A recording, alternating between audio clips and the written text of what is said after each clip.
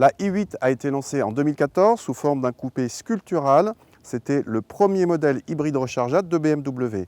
Mais il a fallu attendre 2018 pour voir cette i8 déclinée en roadster, comme ici.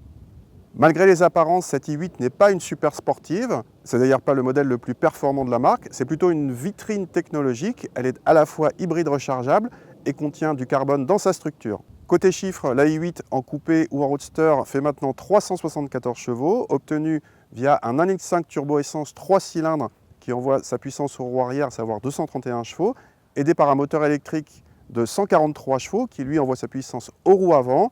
La batterie a accru sa capacité et atteint désormais 11,6 kWh, ce qui permet une autonomie entièrement électrique théorique de plus de 50 km. BMW a réussi à garder les très belles portes à ouverture en élytre du coupé, digne d'une supercar, sur le Roadster. On descend véritablement dans la voiture et une fois assis au ras du sol, on pourra décapoter entièrement automatiquement en environ 10 secondes et jusqu'à 50 km/h. À noter la lunette arrière escamotable électriquement qui joue le rôle en position haute de filet anti-remous. Cette i8 est flatteuse en présentation, quoique très classique par rapport aux autres BMW, mais les matériaux, dont le vrai carbone et l'ajustage, sont dignes d'un haut de gamme. Le combiné d'instruments digital se modifie en fonction des modes de conduite et on trouve sous le bouton de démarrage la commande pour rouler à l'électricité seule. Par rapport à la i8 coupé, le Roadster perd ses deux places arrière mais garde un rangement assez grand qu'il est possible de compartimenter. Heureusement, car le coffre avec moins de 100 cm3 est vraiment petit, même pour ce genre de véhicule. Alors comme dans n'importe quel hybride rechargeable, on peut partir entièrement à l'électrique et donc dans le silence, avec un petit bruit de soucoupe volante. BM a mis ça pour signaler la présence aux piétons en ville. Quand le moteur thermique se met en route, il émet une sonorité plutôt sympa pour un 3 cylindres. Elle est un peu artificielle via les haut-parleurs. Donc pour un 3 cylindres c'est sympa, mais évidemment on est loin de la sonorité d'un 6 ou d'un 8 cylindres. Côté performance, ce Roadster passe de 0 à 100 en moins de 5 secondes, donc c'est pas mal, ça va assez vite, mais ça confirme, on n'est pas dans une super sportive qui sera sous les 4 secondes, voire plus proche des 3 secondes. Il y a pas mal de différences entre l'état de batterie selon qu'elle soit chargée ou vide.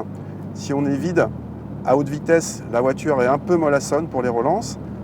Par contre, si la batterie est chargée, même à 200 km/h, vous appuyez sur l'accélérateur et il y a le boost de la batterie qui donne vraiment l'impression d'en avoir beaucoup sous le capot.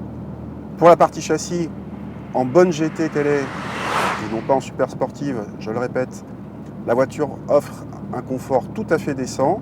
Quand on la bouscule, le train avant a tendance à élargir un petit peu, c'est dû aux pneus avant qui sont un petit peu étroits vu la vocation de la voiture. Mais la voiture vire à plat, il y a quand même une agréable sensation de dynamisme et puis elle est impériale dans les grandes courbes rapides, vraiment très rassurante. Bref, une vraie GT au long cours. On le rappelle, une hybride rechargeable n'a d'intérêt que si on la recharge le plus souvent possible en la branchant, d'autant plus avec cette i8 qui ne peut pas recharger en roulant, à la fois pour les performances et pour les consommations. Selon nos mesures, les consommations sont très raisonnables batterie pleine, même sur route, surtout au regard des performances. Quant au prix, cette i8 Roadster coûte 13 000 € de plus que le coupé, ce qui fait monter la note à presque 160 000 €, moins cher que les Ferrari, que la NSX, et un peu plus cher qu'une 911 Carrera 4S Cabriolet, plus efficace et performante, mais presque banale face à cette i8 Roadster.